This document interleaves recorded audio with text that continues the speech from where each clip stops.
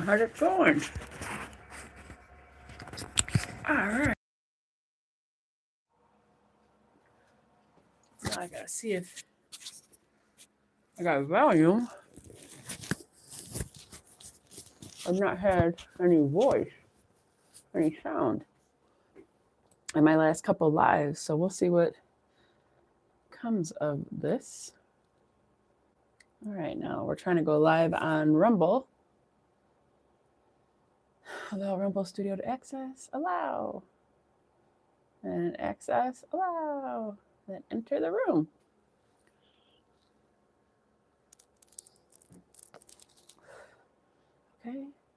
Okay. But why is it not coming up here? Presentation. There we go. Okay. Oh, hey, how's it going, folks? Rachel here from Forge FM. Can you hear me? Am I coming in? I've had some audio issues, and I'm trying to figure out if you guys can hear me all right. Yes? No?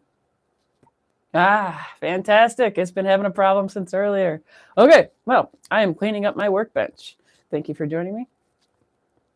Welcome, Rachel from Forge FM. I'm out of Detroit, Michigan. And then, okay, must mean that my signal's doing good tonight too. Okay, layout is missing. Required sources. Auto layout is in use instead. Okay. Thank you, Rumble. I don't know what I'm doing yet with Rumble, so I'm live over there too. I'm live here. I'm going live at 2 places. So welcome aboard. And I'll be talking about things I find as I go through it.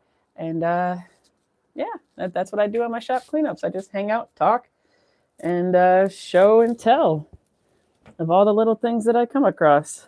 And sometimes we get into some fun conversations. Sometimes I just babble for a while. I might do a lot of babbling tonight. And I don't know where. I think I'm going to put this right here. Oh, hang on with that. What? Oh, let's put this under here so it can hang under my little oven. We'll do. I did it again. Man, I'm losing my mind. It is so cold out there that I'm going crazy. It's actually not that cold, but I feel cold. All right, so that's going to hang there. I'm going to start by putting my sandpaper actually on this. I don't know about you if you got a workspace, but having a food tray, these things are incredibly handy. I never thought I would use it as much as I do, and I use it very often for all kinds of things. Actually, sharpening, knife sharpening is one of the biggest things I use it for. Yeah, I got to put these over here because I use whetstones, and I can let the water on the whetstones just kind of like fall off. Oh, what is your question? Ask away. Do I do welding? Yes, I actually have a welder right here. It is a multi. Why do you ask?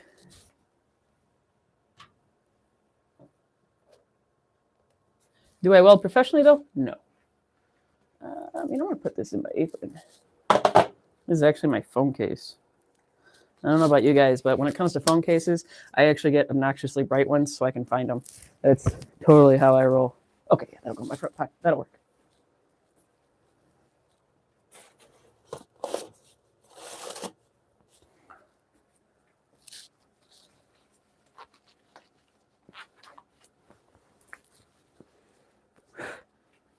Welding degrees, it's more like you get certified. I just put my glove on backwards. You get certified in positions. They have flat, they have overhead, they have vertical up. I don't know if they do vertical down anymore. They have with a certified in mirror, I believe. No, I don't think they certify in mirror. And usually how it goes is you will go, if you're in, are you in USA for starters? Oh, to those that just joined, Rachel from Forge FM, and we are talking about welding as I'm getting into cleaning. I wear gloves when I clean up my shop. I don't like rusty stuff touching my hands. It freaks me out. It makes sense because I'm a blacksmith, but whatever. Okay, so you're in USA. The only degree that I could really see helping you is actually one in metallurgy, and that's still not necessary. Most welders do not have degrees. They're trade workers, and trade workers are trained in their trade. And like I said, with welding, they go with certified, and it'll be certified in what position you're in. Like I said, position, like there's flat, which is right in front of you on a table, and then there's like vertical up, stuff like that. Like, I believe that's how it works. It's been a while since I've done it, but they'll do like a bend test and all that stuff. You're actually in Michigan. If you're in high school, there used to be a really good one in Flat Rock, Michigan. Actually, they were the best welders pretty much in the world. They won world championships many times.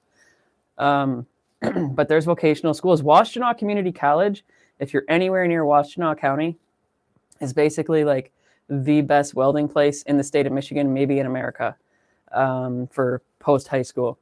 And that's where we used to go when we were in high school doing our vocational welding. And it's still state of the art, the best that there is. Well, there you go, Washtenaw Community College. And yeah, so you don't actually need a degree to do welding, but you do need to get certified in positions, and you will learn all about that in school. And like I said, the only degree I could think of is actually metallurgy, and you could use that, but it's definitely not necessary. And that's like really deep stuff. Like my welding teacher actually was a professor of metallurgy, so that was really exciting to have. And he broke down everything much further than a lot of welding schools did. He was able to get into, like I said, the metallurgy of it and tell us the specifications of like how much carbon, how much this, how much that. And well, like tungsten, when we were doing TIG welding, which is tungsten inert gas, it's an acronym. He was telling us about the tungsten, and he went deeper into that on the metal, and it was just very cool experience. We were very lucky to have him, but he's retired now. But yeah, you just get certified. That's basically it. And Washtenaw, great school, the best.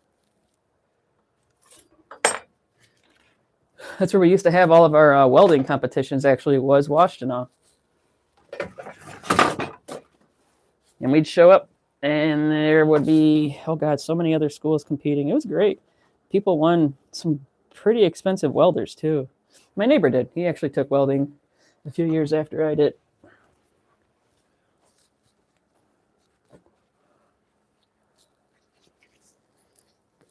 I am from Metro Detroit, a little south. Whoops, that wasn't smart. All right, you go over there, gloves. Back up there.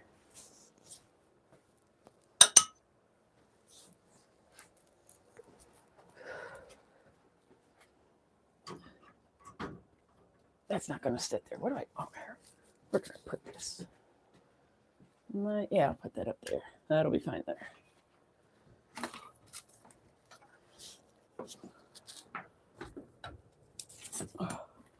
This is something, I keep saying I'm going to put a handle on it someday. I don't know when I will, but it's a, what do they call these things? Ulu. An ulu I made, but I need to put a handle on it. I want to do like an antler handle. I'm going to give it to my father-in-law. Do you do welding and forging? Yes, I do. Actually, I made the rack that, I'll show you. Holy cow, knocking everything all over the place. I made this rack. You can see the welding spots that my kiln and everything sits on. Oh, I gotta put this down.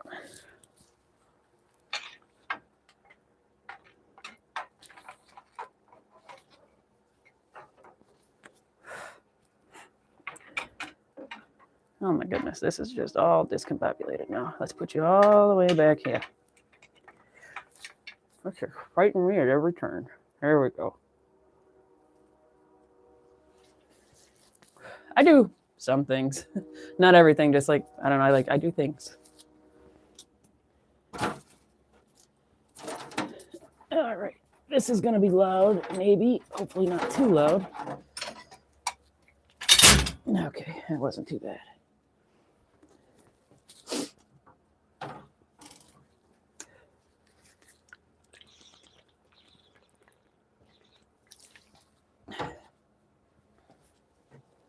There's sandpaper. How's that? Just knocked my level right off my locker. Oh well.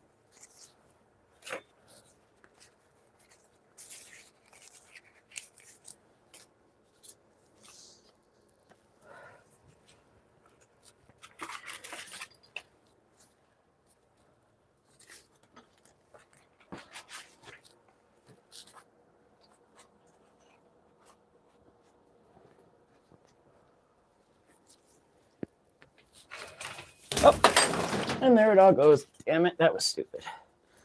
Do it again. Feel like Humpty Dumpty had a great fall. When you do dumb things, laugh at yourself. I hope you guys are laughing at me, because I definitely deserve that one. That was stupid. And if you take welding, don't ever have fringed pants. You will set yourself on fire. My friend actually got burned really bad from having fringe on the bottom of her jeans, and the flames were crawling up her leg and burned her pretty good. They'll usually tell you about it in class, though. Some teachers can be very strict on it. When I was in welding school, if we smelled smoke, we immediately had to yell, "Shut it down," and that meant somebody was on fire or something. And one time, we kept saying, "Shut it down, shut it down," and we had every machine shut down in the shop, and we still couldn't find it. And then a flame erupted, and it was a dust mop, like for the floor, that actually caught a spark. And the funny thing was, it was across the room, and no one really knows how the sparks got there, but it set that on fire.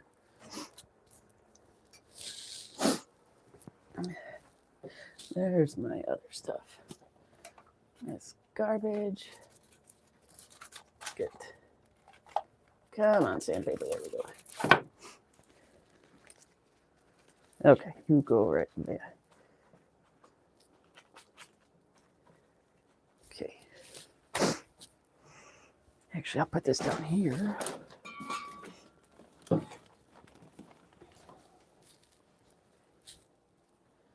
Let's see. Let's see this. Okay, just leave that like that. Oh.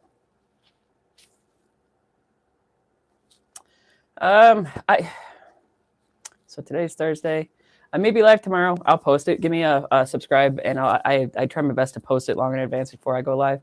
But yeah, usually it seems like Sunday, Wednesday, and Friday seems like my lives. But I know it is Thursday right now. So yeah, just give me a subscribe, and I'll be live, and we could actually talk welding at another time if you'd like.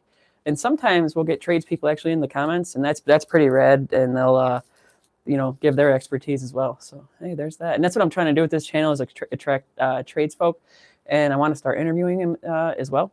So hey, maybe I'll even wind up in Washington interviewing the professor of welding, or instructor, whatever they call him. I ain't been there in years.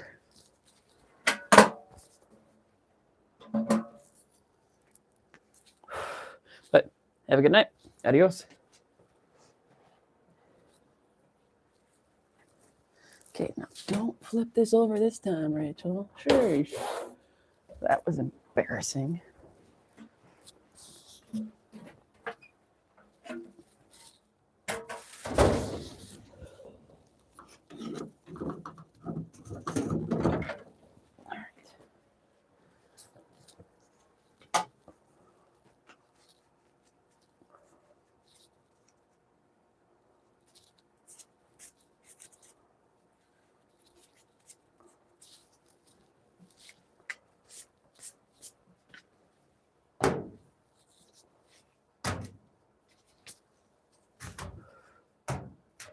Yeah, that'll work, I guess. It's not a strong magnet. Yep. Peace. All right. Where am I going to put this? If there was ever a tool that I could knock over in, no matter where it's at, it's actually two tools. It's my dustpan, my broom dustpan combo, and my blowtorch. I don't know what it is with those. I will forever knock those over, though. It is just the wackiest thing about me. What is this? I gotta get rid of that.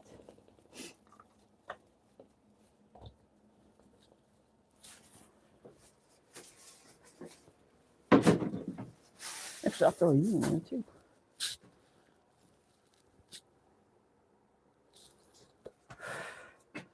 Okay, let's see what's going on here. Oh, we got a participant. Hi, I'm Rachel. This is Forge with Femme. I'm out of Detroit, Michigan, and thank you for joining me on my shop cleanup tonight. If you have any questions, drop them in the comments. We'll talk about it, Give me a like and a subscribe, even if you like. Tell me if you can hear me, because YouTube is having problems hearing me lately. So let me know if you can hear me over here on Rumble. Okay, all right, and let's get back to cleaning up. This time I'm actually getting the little wood chunks I cut off over the past week or so as I'm getting caught on my sanding belt. All right, I know there's some more pieces of wood floating around.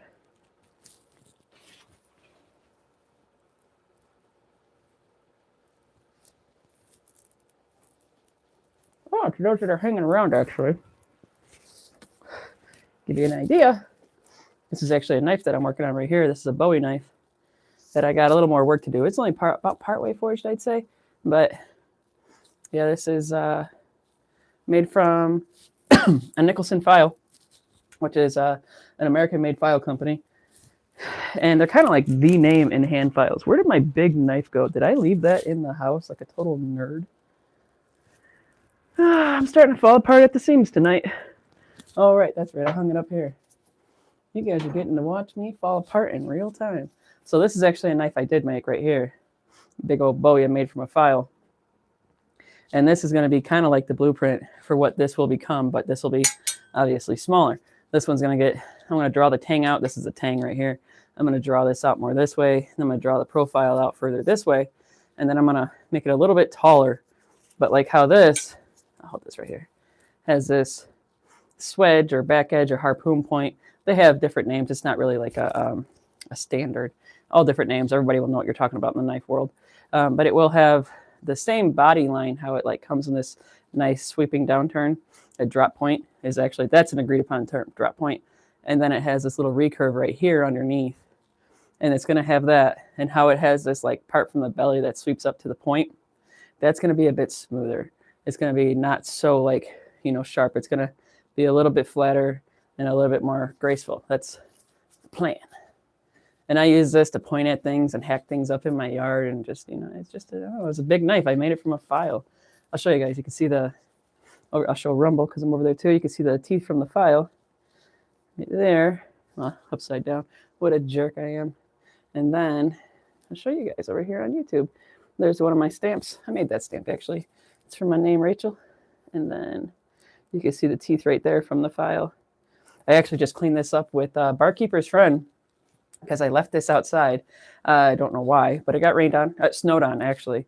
And so it was covered in rust everywhere. And instead of taking sandpaper to it, which is overkill, I just took some Barkeeper's Friend to it and put it on there and let it sit for a while after I scrubbed it with a wire brush. And then rinsed it off. And now it's good as new. But the handle, I'm actually going to do a video where I break the handle off and either just modify this handle or make an entirely new handle. But I'm not sure what I'm doing with it yet.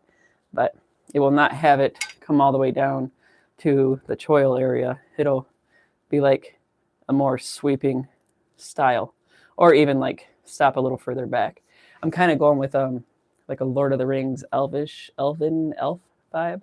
That's what I want to go for at least. And this is actually integral, an integral little ring, loop, whatever you want to call it. And I'll show you over here on Rumble. It's an integral part, and it is a full tang, whereas this will be a hidden tang, because this will actually go inside the handle. And it's going to be a wooden handle with a coffin shape, which is a nice style that I believe started with the Wild West. Not 100, but I believe that's when it started. The frontier days. Old West. There we go. The Wild West. The Old West. I guess it's all part of the frontier. Actually, I'll set this right here for now. Hopefully I don't knock it over. Now, I don't have a place for everything tonight, unfortunately, because I brought a lot of handle material out here for a live I did earlier. But these are all actually different woods I have. This is only a portion of what I have actually for handles for knives. Come on now. I'll show you. But these are all different kinds of woods that I have right here. Like this one right here. This is ash. This is Osage orange or Bow Dark or hedge apple, depending on where you're from in the world. So like I said, ash, and then we got Osage orange. And this one's actually pretty hard to come by. but it's definitely cool. This is African pink ivory wood, I believe they call it. And it does have a little bit of sapwood on it, a little bit of blonde spot right here on the corner. And I've never used it before, but I like African woods. It's heavy and dense. They have some hardwood over there. Mexico does too. And this is a piece of walnut. If you guys can see the walnut grain. I absolutely love walnut. To me, it's one of the most beautiful woods. And what's really cool about walnut is you can actually get like purple streaks in it. Like same with paddock wood. It's the same way. Okay, let's see. Let's see if I can do a questionnaire. Come on, smartphone, do smart things. I don't even know how to do that. I'm trying to figure it out. I don't know what I'm doing. That is a share button. If you guys know how, let me know by all means. Come on. Nope, that's not it. Actually, let's see. Let's turn this on. Come on. We'll do all messages. Okay, there we go. And I don't know. I guess I'll have to figure it out at another time. I don't know how to pose a question. But anyway, back to the wood talk. This, as you can wipe it off a little bit, as you can see, is African, or not African, this is rosewood. I think this actually comes from South or Central America, I believe. Well, Bolivia. And I'm not sure if that's South or Central. It's close. But this is a rosewood. It's really nice. And, yep. Another nice heavy wood. And then this one right here, I'm not actually sure what this is. I think it might be like maple wormwood, or it could be like an alder. But I'm actually not 100% certain. But it looks like this maple wormwood I got recently. And to the people that just showed up, hi, I'm Rachel. This is Forge of Femme. And I'm talking handle material. Oh, this is another one right here. This is actually really dense and heavy. And I think this is a wood I got from my friend. And she had a Japanese cherry blossom. And she had it cut up and said, feel free to take all the wood you want. I know you're into knife making, yada, yada. So I did. And I cut it into pieces.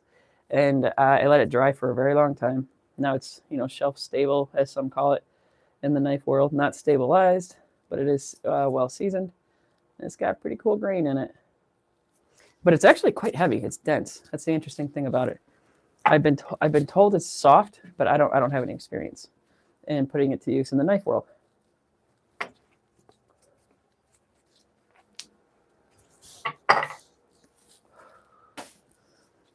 All right.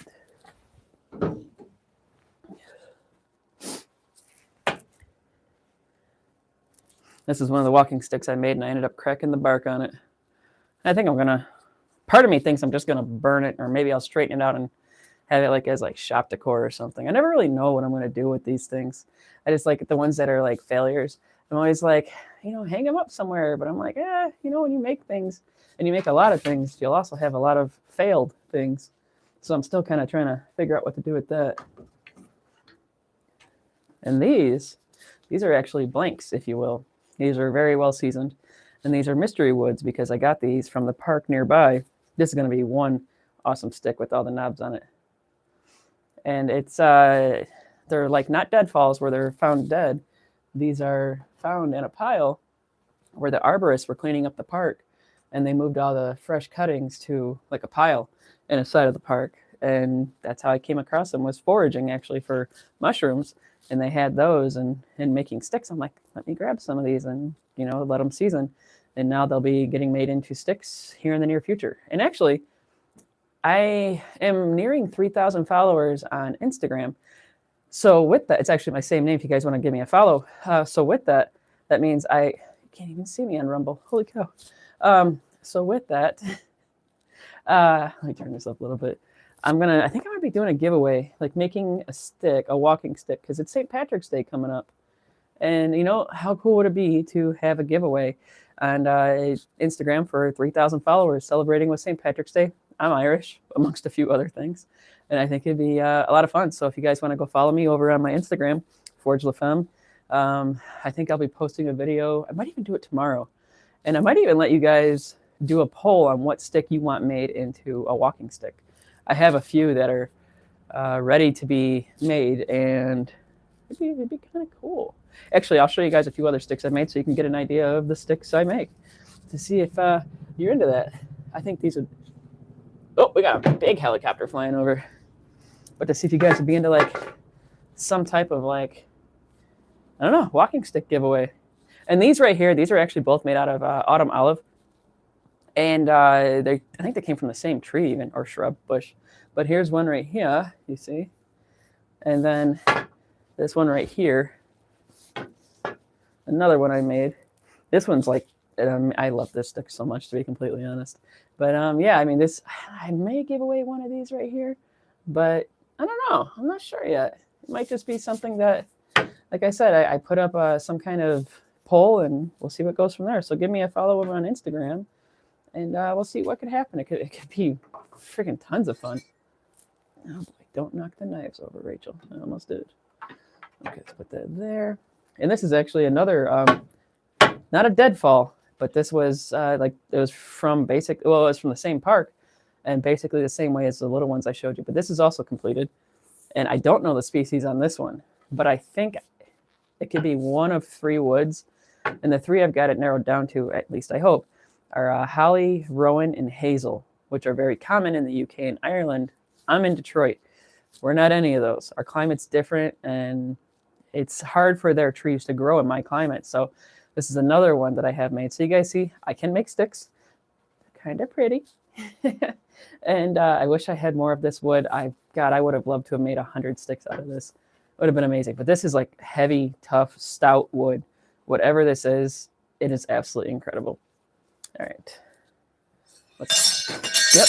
Knock the knife over. Bye-bye, Ulu. Oh, well. And like I was saying, here's the Ulu right here. Needs a handle. I was thinking of doing like a bone or like antler. Actually, I might do bone. I actually have venison bone that I might use to make a handle for this. I think that'd be pretty cool.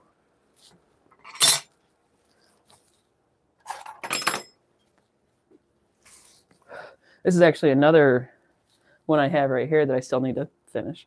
And it's another Ulu. And I'm still got to put a handle on it, as you see. It's kind of like, it's almost like an herb chopper. But this was, I think both of these were actually made out of circular saw, but like a really big, like 3 feet big kind of thing from a lumber mill, sawmill, whatever you want to call it. But yeah, another Ulu. And yep, yeah, I did forge this. I did drift the hole and forge it out the whole 9.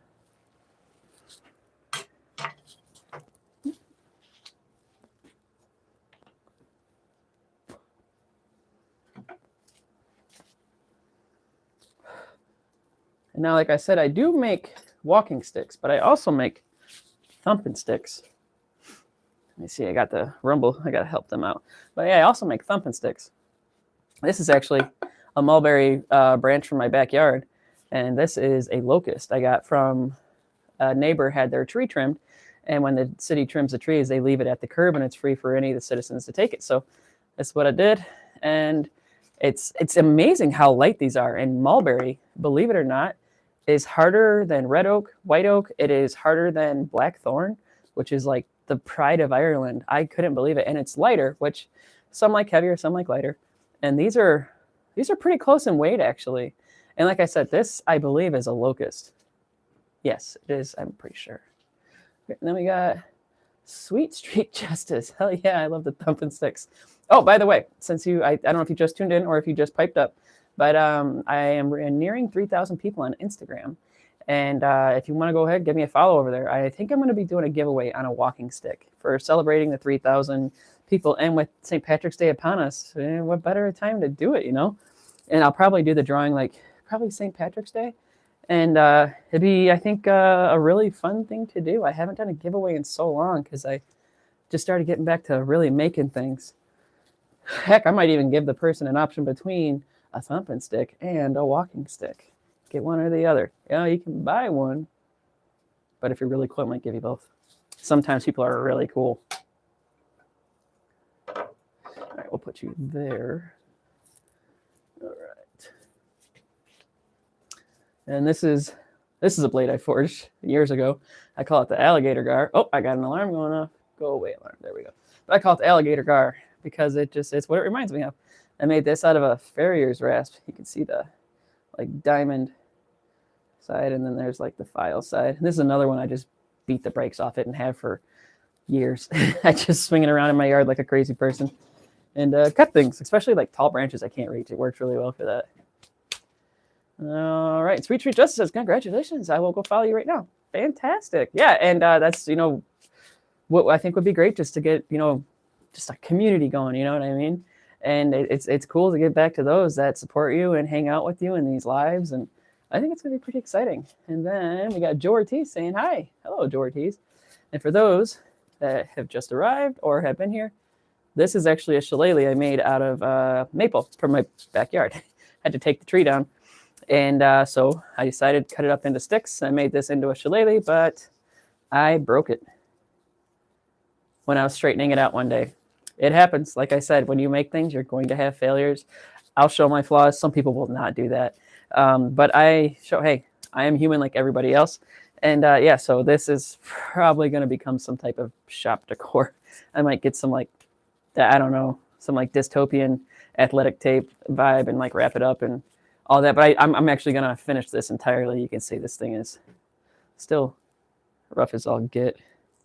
It needs to be sanded and whatnot. And actually, I'll be taking it down. I'll be making it a little bit more round as well. What is these questions YouTube is trying to prompt me to do? Like something you can't live without. Try it as a Q&A. And I'm just like, that's a weird question. And I don't really want to ask you guys that. But anyway, yeah, this is a shillelagh I did make. I made it actually when I was live.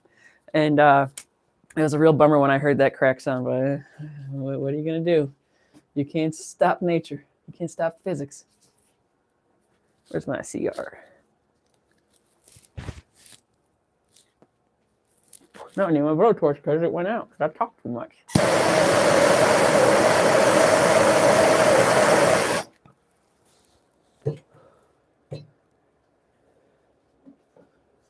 This is actually another thumping stick that I was having some fun doing some carving on. And my skills are still, you know, they leave a lot to be desired. But this is one of them. Like, I believe this one right here is an Irish symbol. I know this is an Irish symbol for Beltane. And then I think it actually is all Irish. Oh, no, this one is Slavic. It's Virus or something like that. I can never remember how to pronounce it. Veres, I believe it's how it's pronounced. And let's see. But yeah, this is another one. And this one is a mulberry. I'm almost positive. And yeah, like I said, you know, it's a big piece of wood, but it does not weigh much. It's so light, but it's so strong too. That's like the really cool part about mulberry. All right, let's put this up here. I just got sticks hanging all over my rack. I'll have to show you guys when I get there.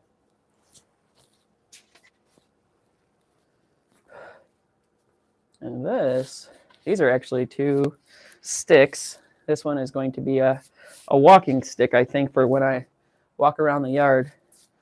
I need to straighten it out quite a bit. When I straighten it out, it'll bring it obviously more this way. It'll make it taller. And it'll be a little bit short for me, but it'll still be like not a horrible height. But yeah, this is a fun stick. Let's put this. Actually, we'll put this up here. Why not? These as well, including Old Glory. Okay. And this is actually going to be a walking stick for my nephew. I got you can see like where I've drawn it out, like the little, where it's going to be a circle. Why is that blinking at me? What does that mean? I don't know what that is. Let's try solo. I'm still figuring out how this stuff works. I just know that it's blacking or blinking at me, and I don't know what that means. So camera settings. Not that. We can do presentation. It's still blinking. Oh, maybe that means I'm live. I don't know. Let's see where I'm at. On my battery, I'm doing good. But yeah, this is going to be a stick for my nephew, and it's huge right now. I'm going to cut it down to his height. He's just a wee little critter. But yes. Actually, I might not. I might need to get him a little smaller a stick. Either way, though, I intend to make a video. Actually, I started filming a video already on cutting this. Let me see if I can smell what kind of wood this is. I can't tell. It's got a little yellow heartwood in it. Is it heartwood? I don't know. Yellow usually means mulberry, at least in this neck of the woods. And I did find this in a park as well. That's why it's yet another mystery stick. But it is let's see. It tinks. If it tinks, it's good. And they don't tink like that. Usually not until they're, God, sometimes almost a year or two seasoned.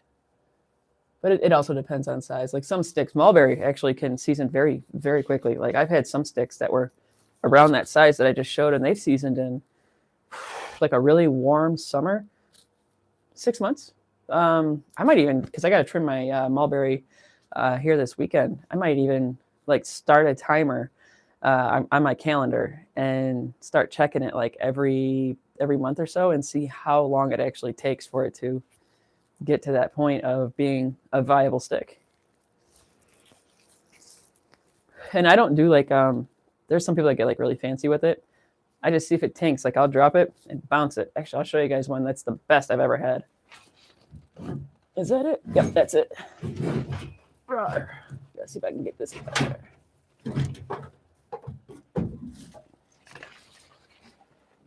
Hopefully, I did not get anything over, thank God. But like that's a hell of a tink for a stick. And this thing, I believe this is a locust, like a honey locust, I think. And it is just one freaking fun and awesome stick. I've always wanted to do like some kind of cosplay, or like for Halloween, I always want to do like a Scottish brownies.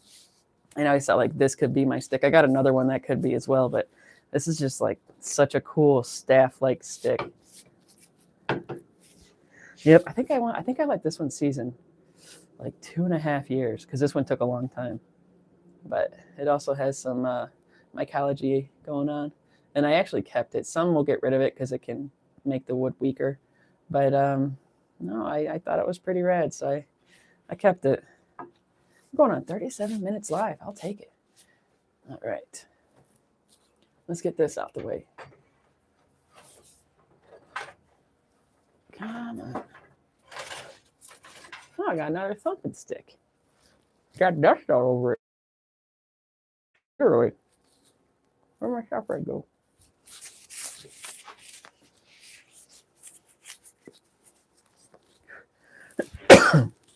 Now I need water.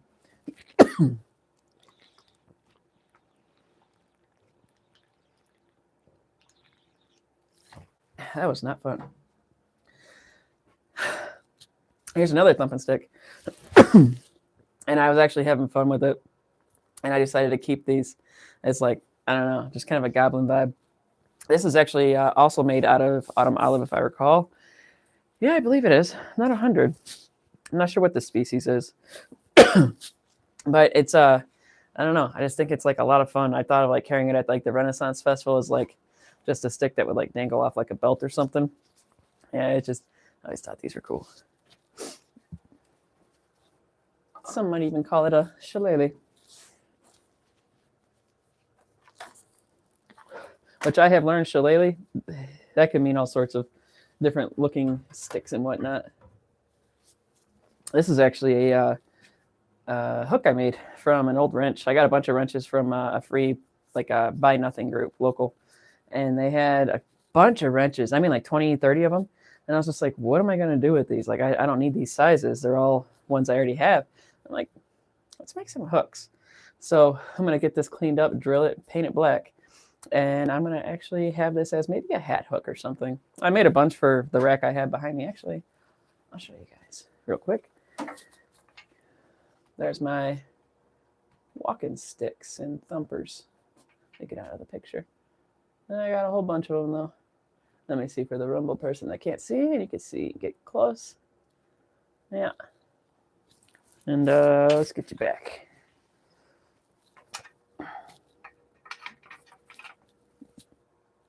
Okay, that looks pretty good. We'll call that good.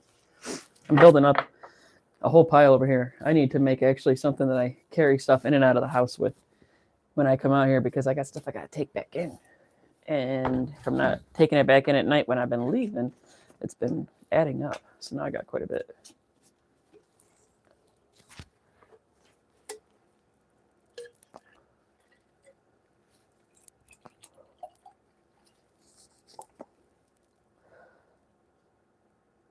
And yes, I drink a ton of water. I try to drink like close to a gallon of water a day every day.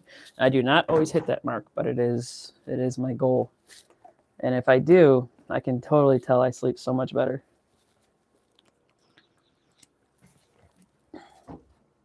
Okay, so matches. I don't think I need you out here anymore.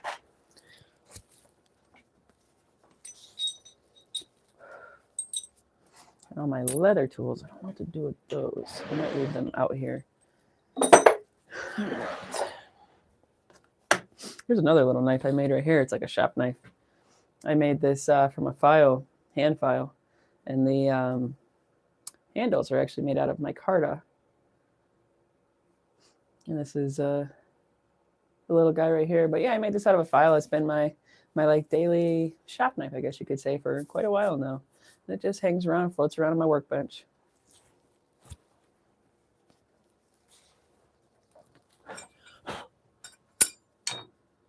All right. I'm actually going to be putting a lot of this stuff back on here. I'm just moving it now so I can basically get the workbench swept off and all that jazz.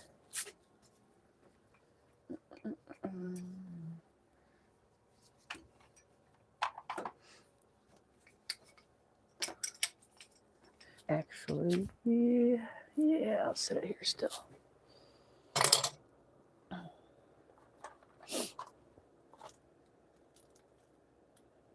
And if you can, at all costs, keep leather away from steel. Actually, I'll throw that in that bucket. Oh, I missed. But if steel and leather meet, I don't know what the deal is with it, but it can turn the leather a very weird black, and it can make the leather feel very strange, actually. That was something I learned early on. And it was unfortunate because it was actually destroying my leather. And that's unfortunate when that happens. Okay, let's go.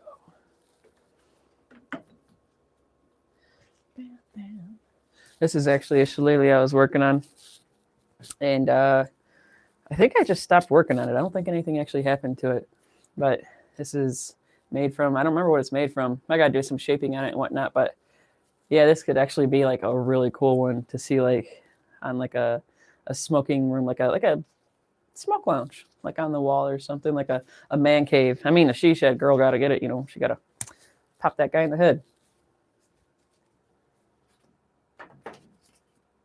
All right. Let's see. Yeah, looks like that's all of my leather tools. Cool. That's not bad. Man, I have all kinds of stuff. I've been having parties back here, and I don't even know what I was doing. Ain't that funny? Okay. Over there. I gotta get back to making leather sheets for these tiny little knives that I make. They're cute little things. I call them end cuts. I'll show you guys when I get back to putting everything back on the workbench after I clean everything off. And you, for now, will sit over here because I need that. Another knife. I'll put you there. One of my hammers. All right. Here's a knife right here I forged. I forged this actually from all my knives are pretty much made from files, just to get it out of the way. But I know I made this one, and it's got a pretty sweet finish on it. It's got the whole forged texture, and I did a really nice hand sanding on it. Like a herb chopper, I guess you could say. I should probably like put this to work in the house. I could see this being a really fun little thing to use on chopping up herbs. I've never really used it for cooking though. I use it to actually cut my cigars, of all things.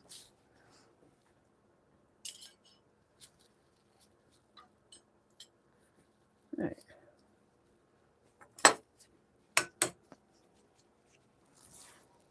Here's another blade I made that's got that more modern kind of Jason Knight Bowie vibe.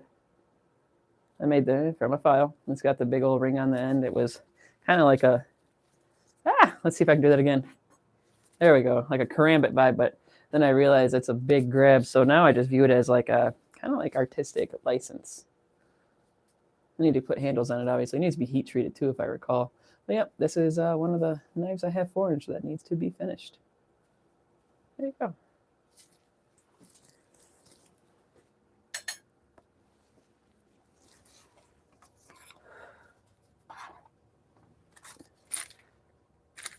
I don't need those.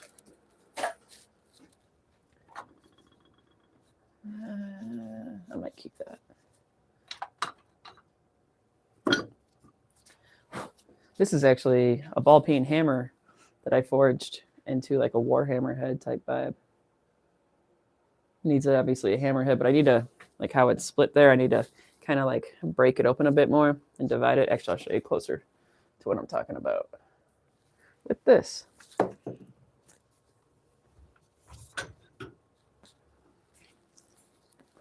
You can see how this one has that more opened up front end, and that's what I want to do with that one.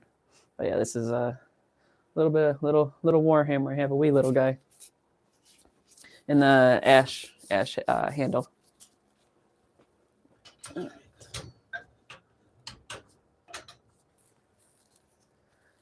I'll set you up here and build the Jenga tower, and we keep moving on. There we go. Okay. Set you over here.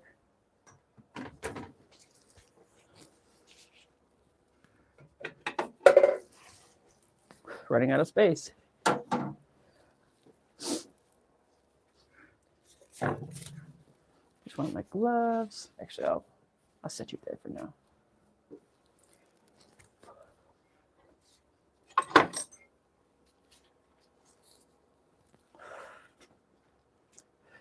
Actually, I don't know where to put this. This is a war club, paddle club style. Fijian is what it's made after. It's a Fijian style.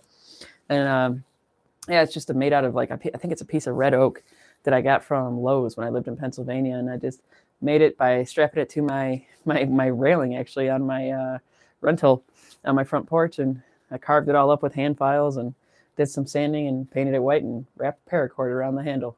There we go. We got ourselves a war club. I don't know why I painted this thing white, but it's what I chose. And it's what it is now. All right, where am I going to hang this, though? I think I might just put it in a strange location right here.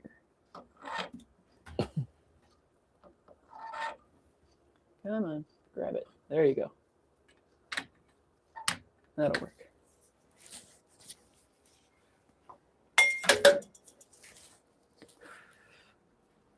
This is actually a battle spoon I made. It's made out of white oak, I believe. Yeah, this one's white oak. This was the first one I made as kind of a test run. And it's not very big because the other ones I made were actually almost just, they were an inch shorter than I was, if I recall. But yeah, this one's made out of white oak. And it just hangs around the shop. I need to do something with it. And this is also a spoon that I made in the deer blind. And this is made from spalted maple, if I recall. I got to do some fixing on this and get this little puppy fully into service. I'm going to finish grinding out the inside of the bowl and make it a full working spoon. I think that could make actually a pretty cool video. Where do I put the battle spoon? Battle spoon, battle spoon. For now, it goes in the file box. Why not? And that'll just sit right there.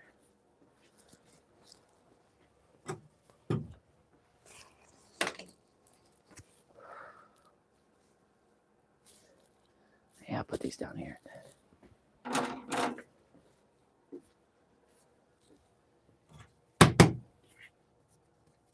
actually need these, so I'll put them in my pocket.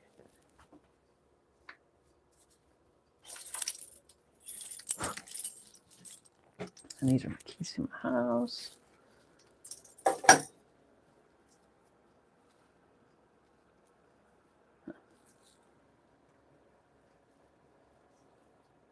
Actually, I'll keep that too. This is actually the first handmade knife I ever owned right here. Made by JR Knives. He's still making knives too, actually. I bought this when he was selling them on eBay. And he made this after Kefart style, Horace Kefart. And I did some modifying to it before I had any idea what I was doing. It was much better finish. All that, I did that by accident, being a nerd, and I didn't know what I was doing with the grinder. But then I did some texturing on the handle and stuff. Some call it flint chip, some call it other things. But it's got a nice G10 handle. It's a really nice knife. It's still very worthy, made out of 440C. He called it his butter knife. That hurt.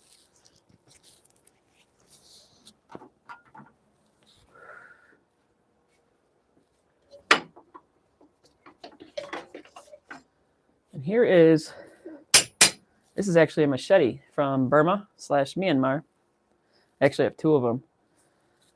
They call it a Kaching Dao, and I got it because I was on Forged in Fire, and that was actually what the weapon or blade was called that we had to make. It was called a Kaching Dao, and that is how I got one of these. And this is actually made with the very cool method called Nepalese hairpin lamination technique.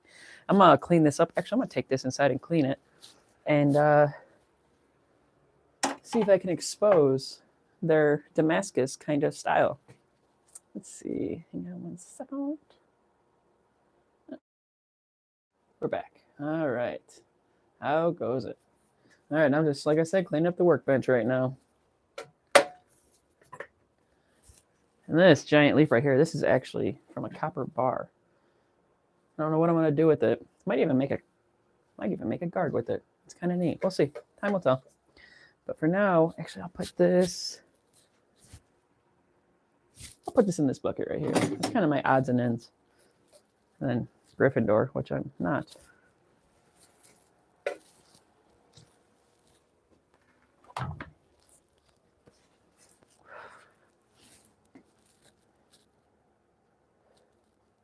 Now it's time to do some sweeping.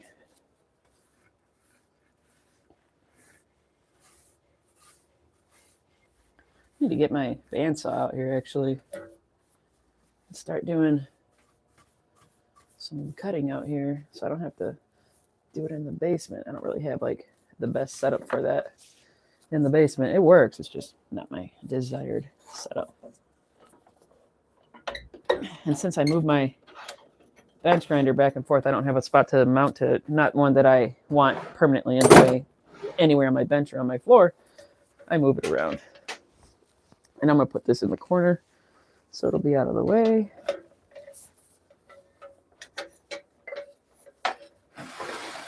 Okay, there we go. Now that's out of the way.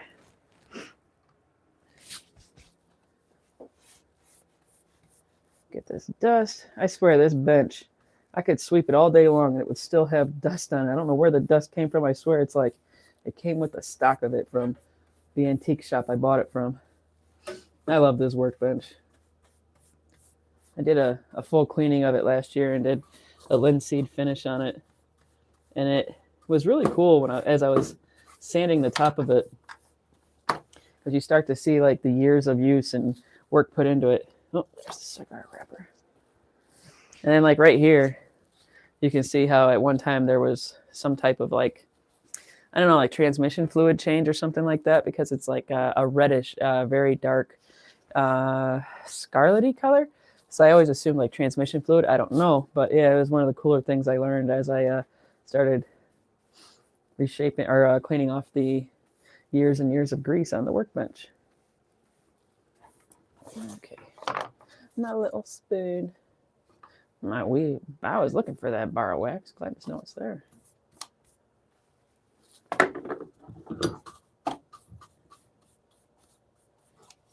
And my bench block. Gotta get around that. Okay.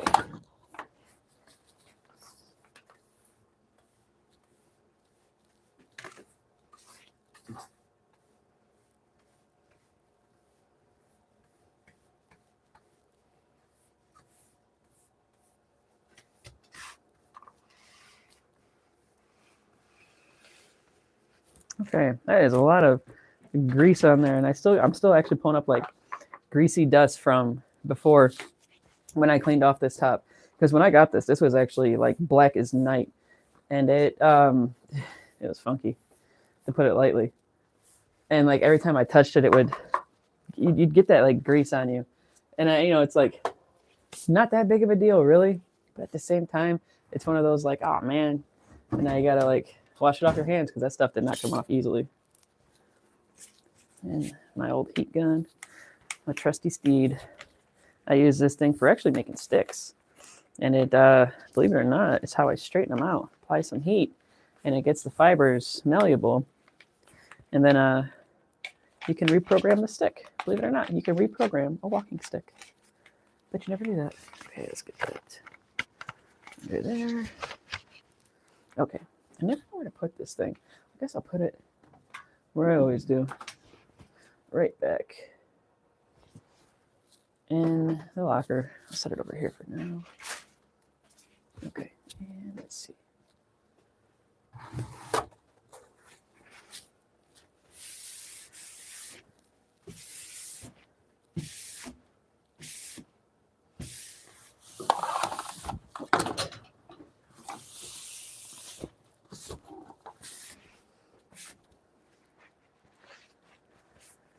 All right, that workbench looks pretty dang good. Now I got to start putting stuff back on it, but you get the general idea. All right, too cool. Throw that over there. All right.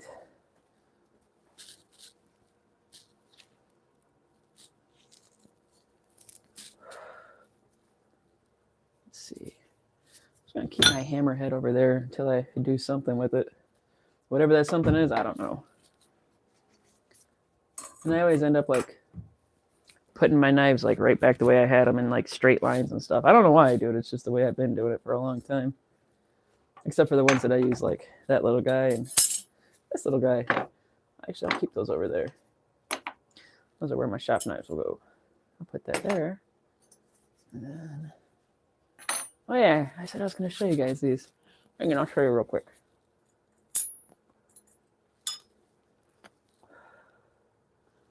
All right. These are little knives I make. I call them end cuts. And I make them out of little scraps of files, like tiniest little scraps of a file after making a knife with them. And here they are, just little guys. Cute little things, though. Truly. And I even put like little rings on them that you could do like a cord or like paracord or something, or like, I don't know, like twine. But this one I did a little bit of a squirrel tail on it.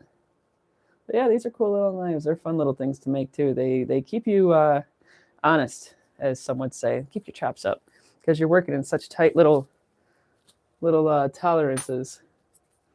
So let's put these there and there. Just line all these little guys up right there. This is actually one, I made this 8 years ago. I know that because I posted it 8 years ago and it came up on my Facebook memories. This one, I was thinking of what do they call it, chameleon gecko? With that tail on it though, but this one's made from a farrier's rasp actually. And this has been hard at work with me for many years. Been carrying this on and off. Cool little knife. It was inspired by a Japanese kiridashi. As was this guy right here. Very minimalist. I love the minimalist vibe on knives. This is one of those that's another very minimalist one. I made it stout. Gave it a really beastly little handle, about 3/16. Yeah. Fun one for sure. All right. Do that there. Not there. Actually, we'll put you over there too. Put it up against there.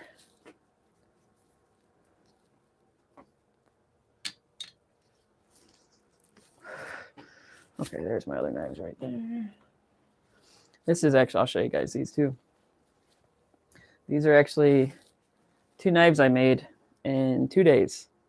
And it was a lot of fun. This one's made after parang style out of Southeast Asia. This is made from a farrier's rasp. And this one was made out of something called a tire tool, which I've never heard of before. And oh, I got to turn that off. But yeah, it's made out of a tire tool. It's something I never heard of before. And it's really a very strong, tough steel. And it made this. And I've been using it to like chop up wood and stuff. But I think I'm going to actually clean the blade up, do a lot of hand sanding on it, make it nice. And I might even rehandle it and make it like a butcher's knife. There are like Central Asia. they're really big into having knives kind of like this. They'll usually have one in each hand, and and they'll like just start chopping up the meat. And like in the West, we have ground meat, and over there they have like chopped meat, and the texture is so different. And it to me, it makes a big difference, and I like it a lot. It's worth trying some Arabic or Central Asian food if you ever get a chance. And yeah, they use knives kind of like this. But this is just for like chopping up wood and stuff. Just a fun one to have. Where's my water? I need some more water. I've been talking.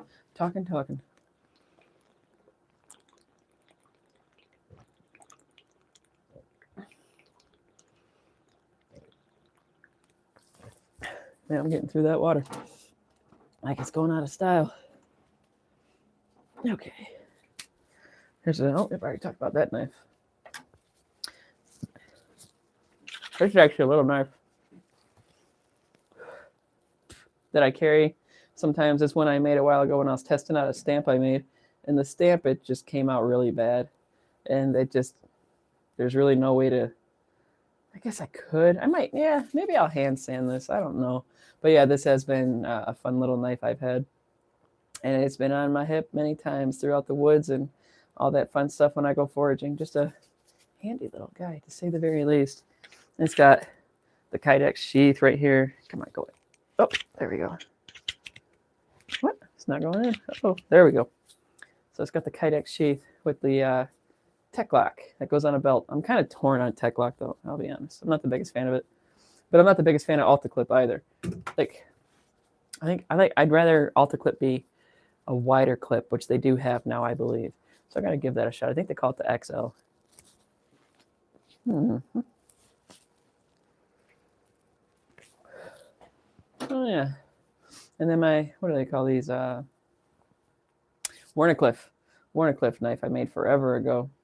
I got to redo the handle on it or do some wrapping on it. It's a bit thin, but all in all, it's actually pretty nice handle for what it is. It's just got some, I don't know, it just needs a sheath. And that's it. It needs a new home. But for those that just showed up, I'm Rachel.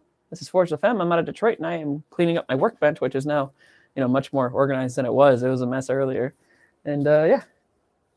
And I'm just talking about the things I come across. And as you can see, I got all these knives right here. Actually, I'll bring you guys in for a close-up. Show you if I don't get stuck. Too bad. But yeah, these are a bunch of knives I've made. Actually, all of them, but this one right here. Yeah, these are all knives. Need to get them in sheaths and whatnot and all that. No, actually, I made those two right there as well. Two little guys like this little thing. A little cutie I use for all sorts of stuff around the shop. Just a little guy. I put a handle on it. And this is another one I made it out of. Forged this from a file. All my knives are actually forged from files or some kind of repurposed tool. Oh, there we go. Where's my blowtorch?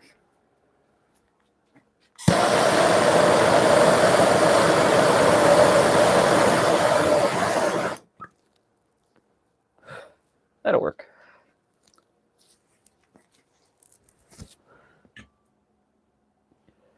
All right, so the workbench is cleaned off. I'll actually leave my heat gun on here for now. I gotta get my leather tools back on there. But that was cool. I'm happy I got this back in shape. I gotta get working on leather sheaths again tomorrow for those little end cut knives I make. That's what I call them, end cuts. And when you make it, you get to call it what you want. That's the fun part about making stuff. It's your creativity. It's all up to you. The sky is the limit, as the saying goes, and it is true. And it's really fun to come up with names for stuff too. Okay, I got these here. And yep, gotta get my Ulus back over there. This is that just showed up. Here's a couple Ulus I've made. They both need handles, obviously, and some cleanup work. But yeah, no, these are Ulus that I made, and yeah, they're a lot of fun to make, to be completely honest. I could probably do some hand sanding on both of them, and then get some handles on them, and they'd be good to go. I'll just set these right back with those.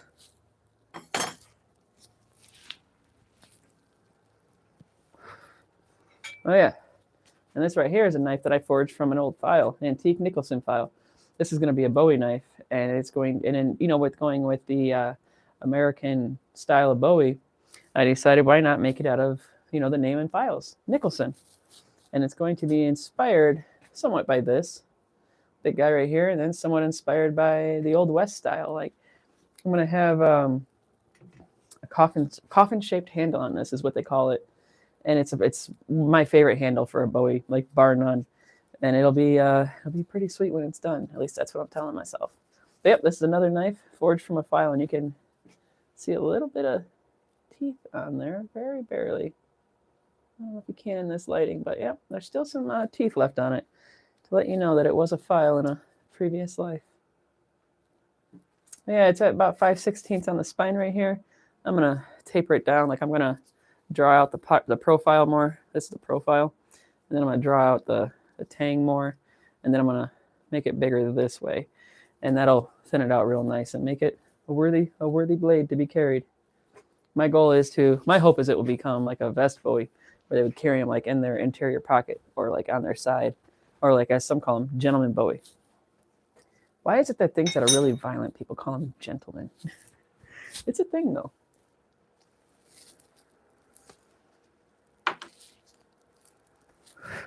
All right, I got my shop space reclaimed, and it is a little past, it's 8:35, so I'm going to take it easy.